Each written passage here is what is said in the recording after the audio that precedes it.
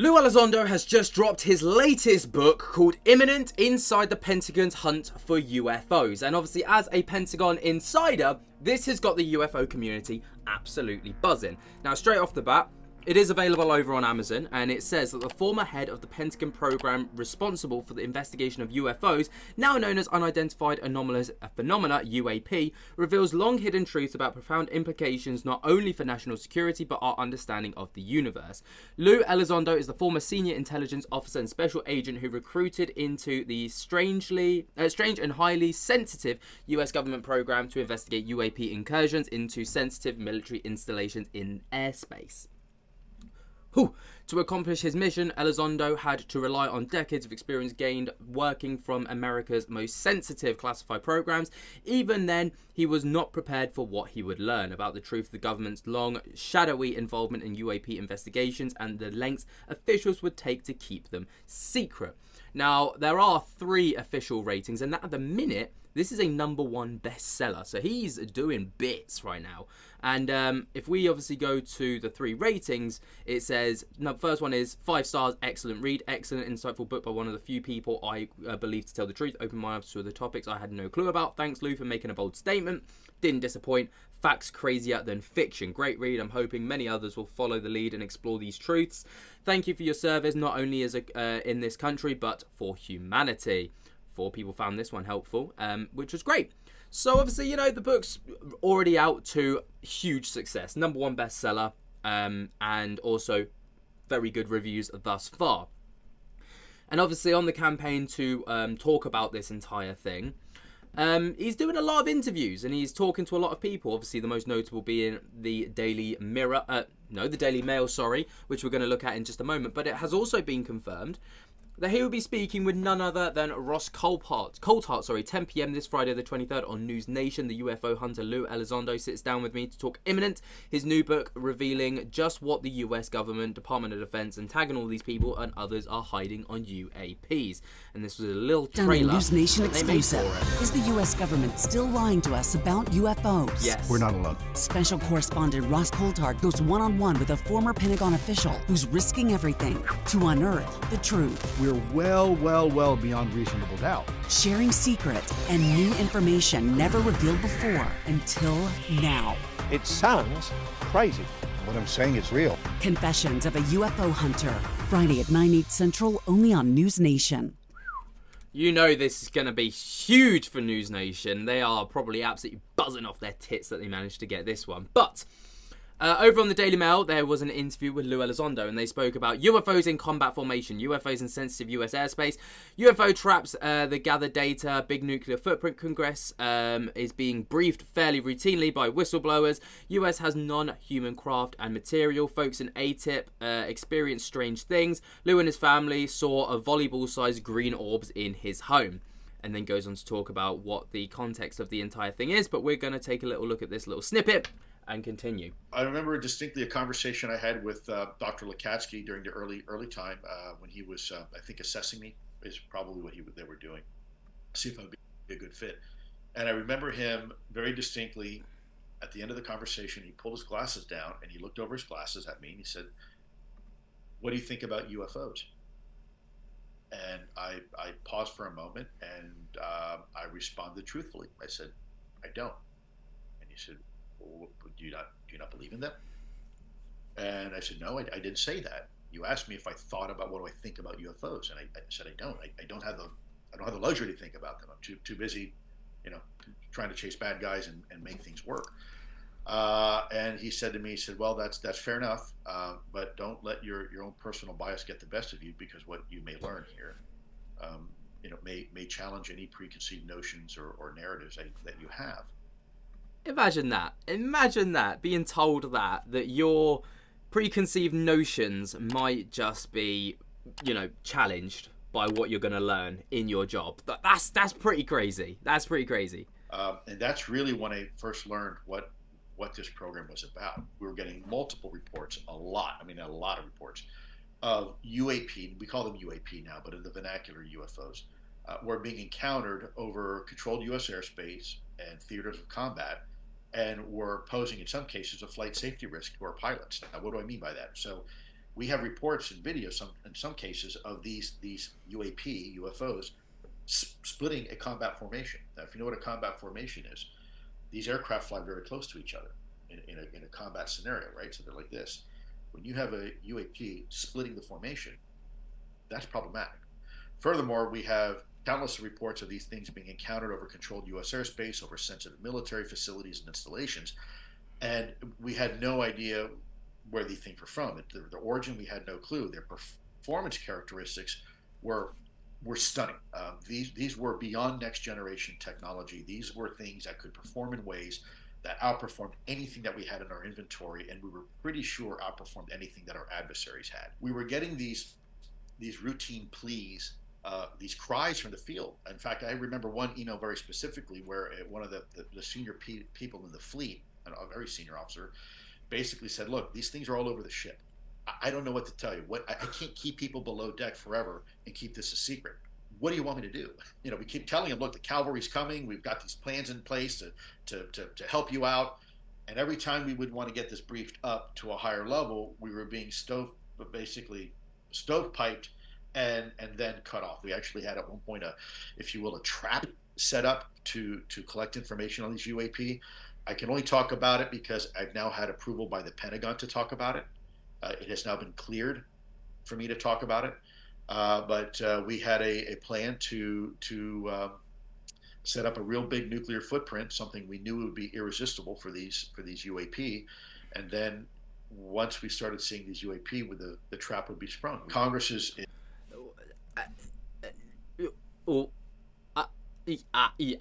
That's all I've got to say. Like, they planned to literally trap aliens and UFOs by springing a trap. That's what is this? War of the Worlds or something? This is amazing.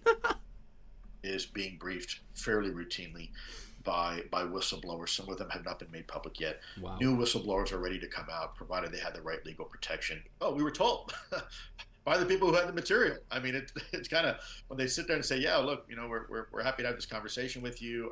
There's some things that you're going to need to do if you want, more access to it. But yeah, we're happy to give this stuff to you." That's a big deal. That's kind of I'm careful what I say here, but that's a holy cow moment, right? But you could probably put some expletives in there if you wanted to. That's a seismic revelation. Then, of course, you have the material science and analysis that's been done on some of this material, which, look, despite what some people say now, like, "Oh, well, this is a missile casing from the 1950s. I know for a fact, because I had a member, and I'm not going to say which company, but let's just say one of the most elite aerospace corporations in the world do analysis on it.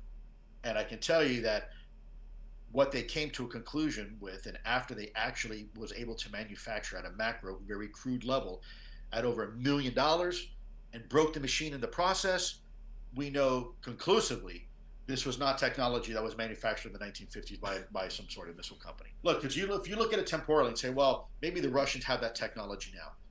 Okay, sure. Let's suspend reality and say they do. But they didn't in the late 1940s. And so that would be like walking into King Tut's tomb and, Carter finding a fully assembled 747. I think it's pretty clear that when you first see Trump being asked about the topic, he said, "Yeah, I don't particularly believe it." But interestingly, the next time he was asked, he's like, "Hey, there's something there. There's something to it," right? There were some very... Yeah, that's interesting. I've seen one recently. I think I've shared it before, where in the presidential campaign, obviously, when he was against Biden, before Biden stepped down and stuff, that he was asked, like, if you were to get back into office, would you, like, release information on aliens? And he didn't, like, shut the question down. Instead, what he did was he turned to his producer, his executive, or whoever it is, and was like, "Am I allowed to talk about this?" And then they obviously gave him the green light, and he was like, "Look, we'll see what we can do there, but I'm happy to just let it all out there, but, we'll see what we can do." And, but he didn't shut it down, interestingly. He was very open to the idea, which I thought was pretty cool. Peculiar incidents that occurred simultaneously while I was involved in the ATIP portfolio, and I'll tell you, it wasn't just me. A lot of the folks in ATIP experienced very similar things. It was witnessed by friends, neighbors. What the connection is, I can't tell you for sure. I don't know. I'm not a scientist. And but we experienced, my family, my kids, my wife, some neighbors saw these green little diffuse balls of light, luminous balls of light. Think of a like a think of a volleyball, but without hard edges, right? Floating through the house. You can call them an orb, I guess. You can call them, maybe some sort of drone or remote operated vehicle. I've never seen anything like it. But like, I guess some people describe it as like ball lightning, maybe. But a diffuse green orb ball. That's weird. Just hover right down the hall and disappear right through a wall. What, if any, the connection is to the UAP? I don't know. I'm just reporting it in the book so people know, right? If you're going to be transparent, you got to be as transparent as you can to include even in your own life, and even if it makes you look kind of crazy. That's what happened. And if it was just me, maybe I wouldn't have written about it. But the fact that it happened to other colleagues of mine that were in ATIP, I wanted to share that experience. And again, is there a congruency? Is there a relationship between the two? I don't know. Some people speculate that there is. Maybe it's a small reconnaissance drone or UAP that's, they're interested in our weapon systems. Well, they're obviously interested maybe in the people who are looking into them. I don't know. I don't want to speculate too much because I simply don't have enough information or data. I have my opinion, but at the end of the day, my opinion doesn't really matter. If it was just me that saw these things, I probably, again, wouldn't have said anything. But the fact is, my whole family saw them. And other members in ATIP experienced this same thing as well. So that's weird. Now, I've got a lot of questions, obviously, about that. And I would love to know more about the family's reaction to seeing this green orb literally float through your hallway and disappear through a wall. Like, that ain't no normal shit to be experiencing. But there has been, obviously, another interview that Lue Elizondo has done over on CBS. And this interview is probably going to get copyrighted. So if you don't see it in the final cut, that's probably the reason. But, CBS are just an absolute nightmare when it comes to copyright stuff. But I'm going to play it as best I can. But this is him, again, talking about it to more interviewers. Comments on 60 Minutes by former Pentagon and intelligence official Lue Elizondo put the global spotlight on the government's look into unidentified aerial phenomena, or UAPs. Now Elizondo is sharing more details about his work.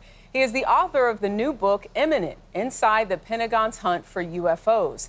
In it, he writes these crafts are not made by humans, and they present a very serious national security issue.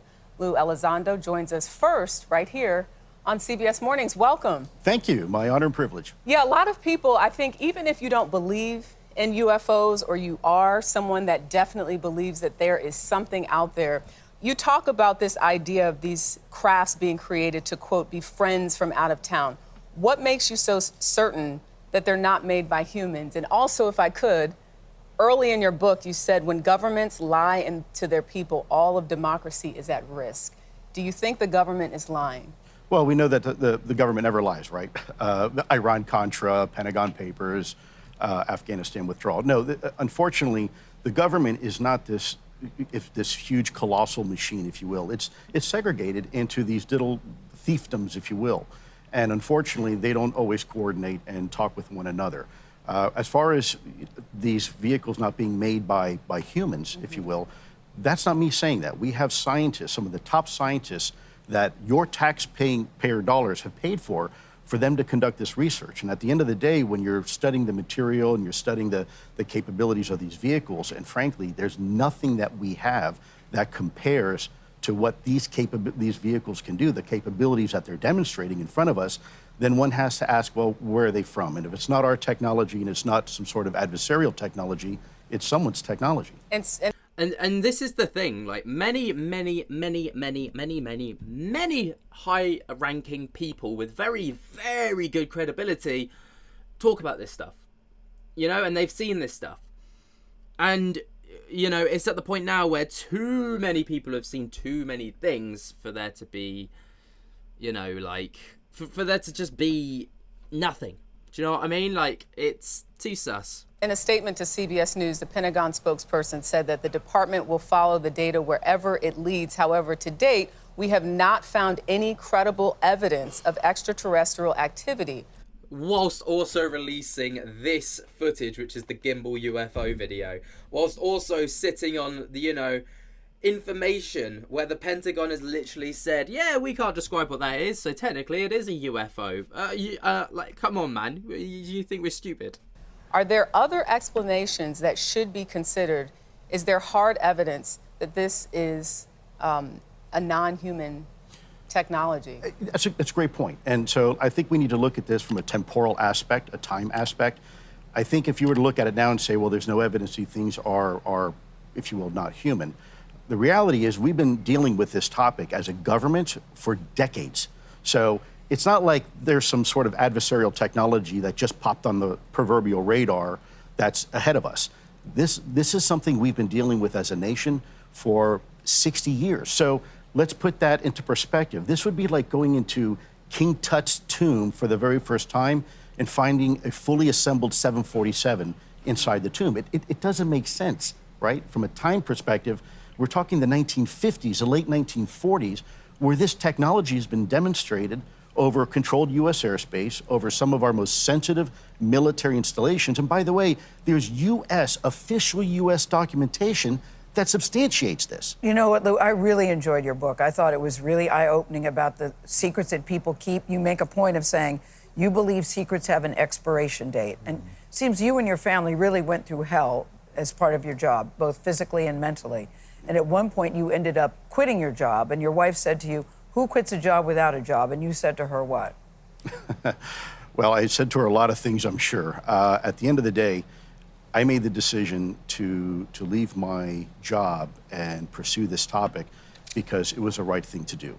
And I don't think my family would have respected me if I didn't. You said a man who can't live with himself. That's a line that stood out to me. But why do they want to keep this a secret? And what do you mean that secrets have expiration dates in less than 90 seconds? Sure, less than 90 seconds. Well, secrets are made to protect two things, sources and methods. They're not designed to stop, if you will, the American people from learning the truth about embarrassing things or trying to hide things. This is a topic where I believe America can handle the truth. And I think America deserves to know the truth about. This is the thing, right? Who has the right to tell me, all right, I'm going to talk from my personal experience, but also the US taxpayers. Who has the right to tell those people what they are and aren't able to comprehend? And this is where I feel it gets really unfair, because it's like we're cattle and we're stupid. And the farmers, being the US government, are like, you aren't ready for this. We don't think you can handle this. And it's like with children. We can handle it. Yeah, there'll be, it will clash with people's religion. Yes, it will clash with people's beliefs. Yes, it will clash, but people evolve. We've done it for millions of years. We've evolved. And, beliefs have evolved, and, religion has evolved, and all sorts has evolved. But yes, it will be shocking to begin with. There might be a little bit of turbulence. I'm not saying that there won't be. But who has the right to say what I am or am not ready to hear? And to withhold that from me and be like, you can't have that because I don't think that you can handle it. Well, do you know me? No, you don't know me. Like, you don't know how is it 180 million people in the US? You don't know every single one of those people. Yeah, there might be a minority of people that can't handle the truth, but why should that outweigh the majority that can handle it and deserve to know the truth, About this topic, about your taxpayer money that's been spent over the decades to try to figure out just what the heck is going on. Look, you have former directors of national intelligence, former directors of CIA, and even former presidents all coming out saying, yeah, this is a valid and real topic and a national security issue. Yeah, and I think there's so much information in that book we so appreciate and wish we had more time, Lue. Lue Elizondo, thank you for coming in. Imminent goes on sale tomorrow wherever you buy your books. There you go. So, yeah, let me know what you guys think on this entire topic. Have you read Lue's book, or do you plan to read it? I definitely plan to buy a copy and have a little read.